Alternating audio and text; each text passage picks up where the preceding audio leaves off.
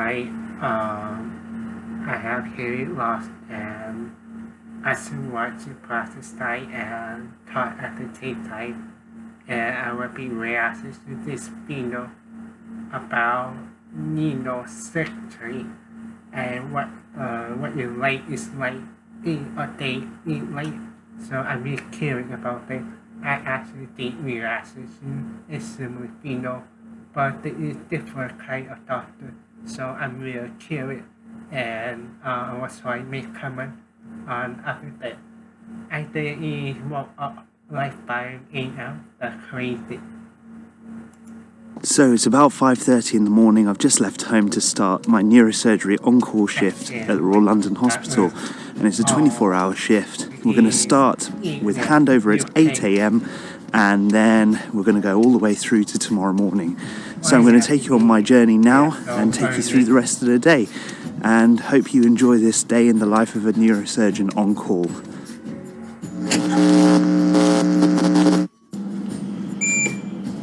This is the problem with sleepy Saturdays at sleepy little stations.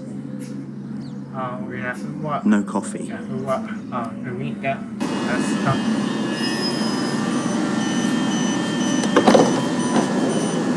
That's really nice. Wow.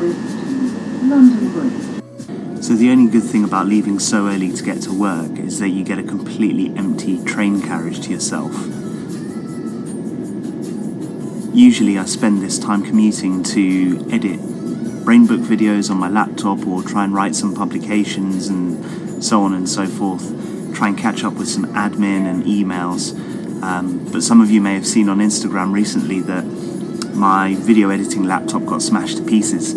So this morning I'm just going to get my Kindle out and relax and read a book for once. Just heading to Whitechapel Station on the Underground to start work. And I've had the most important part of the day, which is my first double espresso.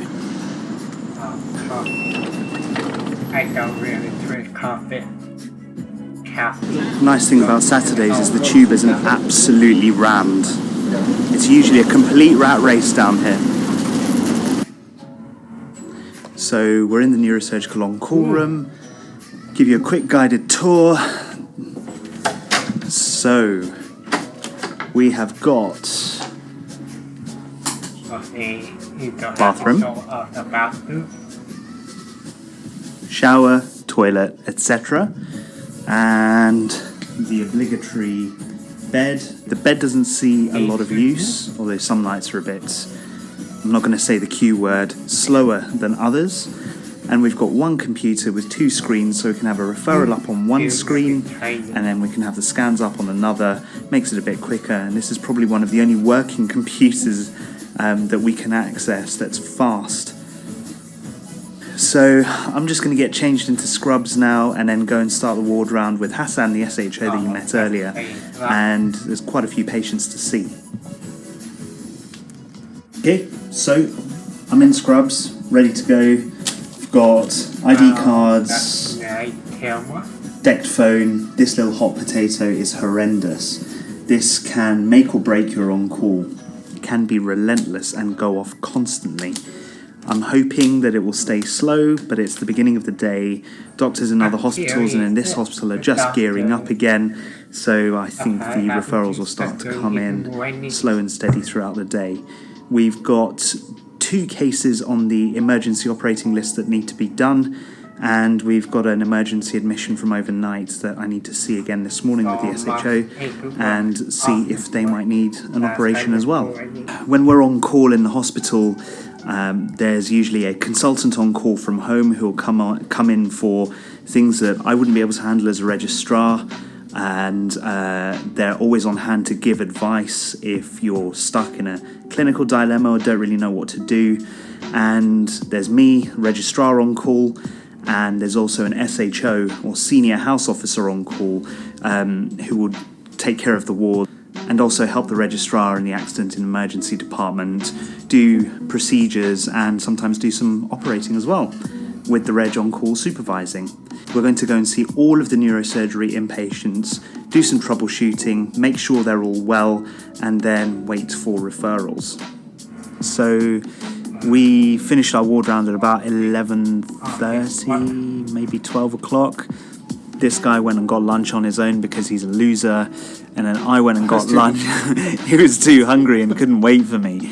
So as penance, he's still doing a lot of ward work. Essentially, after the ward round, it generates jobs that the senior house officer will do. We don't have house officers or FY1s in neurosurgery, not here in London anyway. And he's going to get lots of calls from the wards. We've got, how many patients have we got as inpatients? 52 inpatients.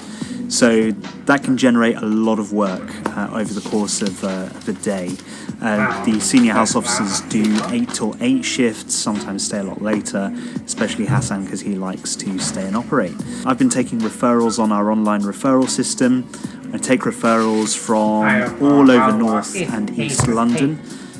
Barts Health NHS Trust is probably the largest trust in the United Kingdom, if not Europe. 5 hospitals, and we have a catchment of 2.5 million people, and more than that to take in trauma from other hospitals from West London as well.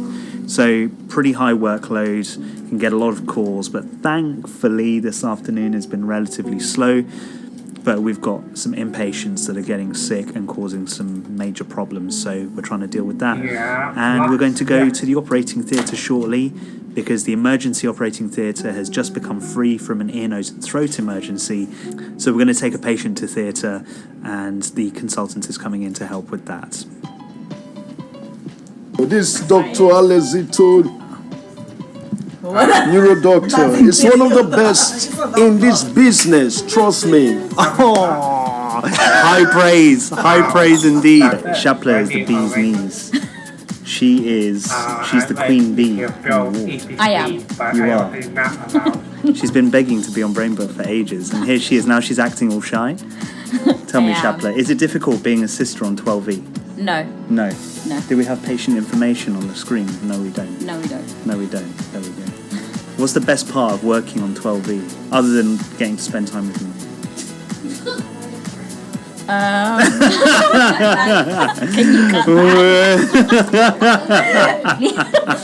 Being on 12 is the best part. I think it's the best ward in the hospital. I've think got no so. bias, obviously. Of course, there's no bias there at all. Why would there be? No, of course not. Well, what's you the best cover bit? 12F, 12E, outliers, ITU, and you're calling us the best ward. Yeah, of course, right? Of course. Yeah, there's no bias there. So what's your favourite part of 12V? The whole of 12E. The whole of 12V. Oh. Is it? So what's the worst part about working with neurosurgeons? They're lazy. Well, how are we lazy? So look what I have to put up with. Look what we have to put up with. We're not lazy, man. So tell me.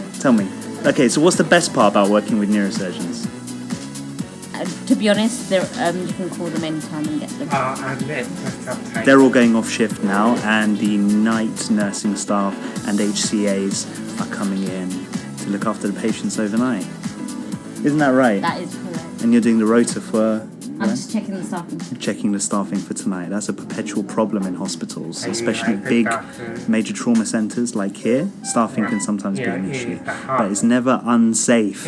So it's now about 10:40 and it's been a pretty busy day. We've had a few admissions, done a couple of emergency operations, and what I'm going to do now is just catch up with the emergency referrals through our online system and go and do a quick run around on the patients that I admitted during the day, make sure they're still alright, and catch up with the nurses looking after those patients too. And I'm also got to answer this. So that was an accident and emergency referral that I just took about a patient with back and leg pain that might be secondary to a intervertebral disc, so that's one of the discs in the spine that might be compressing one of the nerves. But looking at the scans, it doesn't look like there's a role for a neurosurgeon to intervene, so accident and emergency are going to admit the patient for pain management. So I was about to show you something really cool, which is the view from the neuro high dependency unit, which is one of the most beautiful views of London that I think I've seen. So it's nearly midnight now, and we've got a new emergency case that we need to do. We've been trying to get into the emergency theatre, but it looks like the general surgeons have pipped us to it with some horrible complex abdominal surgery that needs to be done. I think they're going to send for our patient, which means calling up to the ward to get the patient, hopefully in about 45 minutes, which means it will probably start operating at about 1:30 in the morning and probably be done by about 4 o'clock. So I will keep you updated. Otherwise, I'm still going through referrals on our online referral system, still getting phone calls, probably about 4 or 5 an hour, with new referrals from accident and emergency departments across the Trust and across North and East London. And going to try and keep on top of things, keep the system going, and maybe even lie down for a minute. Let's see. So the patient eventually got to the operating theatre at about 1:30, and had to stop everything because there was something called an advanced trauma call down in A&E Resus, which meant that everything had to stop, theatre had to stop, in case the patient needed emergency neurosurgery intervention, or for the general surgeons to do, or trauma surgeons to operate as well. The patient's not in a good way, but doesn't need emergency surgery right now, so they're happy for us to go ahead. So we're going to start operating in a minute. As predicted, it's about 2:15. We're finally in the operating theatre, getting stuff ready to do our emergency case, and just making sure the patient's ready to get on the operating table. And after this, probably try and wind down. Right, so it's about 4:30 in the morning. We've just finished operating, and then the emergency department put out something called a code black call, which is for a neurosurgical emergency. And that's when a patient presents, sometimes or usually via the HEM service, with a drop in their conscious level and a blown pupil, which means that there's a brain injury that's sufficiently bad that the brain has been compressed and they might need emergency neurosurgery. We ended up starting the operation at about 7:30 in the morning, and it was a patient with an acute subdural hematoma that we evacuated through a craniotomy. That time of the morning is quite difficult because we're preparing for handover at 8 in the morning, where all of the day teams come in and get handover from the night SHO and registrar. The day on-call reg came to the operating theatre and took handover from me, and after I finished at about 10 o'clock in the morning, I called the consultant on call and let them know what was pending from the past 24 hours and if there were any patients coming over for emergency assessment or surgery. After that, get home, go to bed for a couple of hours, try and normalise, and then go to sleep at the normal time that evening, and then get ready for my next on-call shift, or normal shift. Oh my God. The end of a 24-hour on-call shift at a Royal London Hospital, and I hope you enjoyed the trip and learnt a little bit along the way. Remember, if you want to watch more videos like this, don't forget to subscribe to us on YouTube. See you with the next video. Oh my God. I am all that. I almost hit 24-hour shift. Have all been a habit, but that's still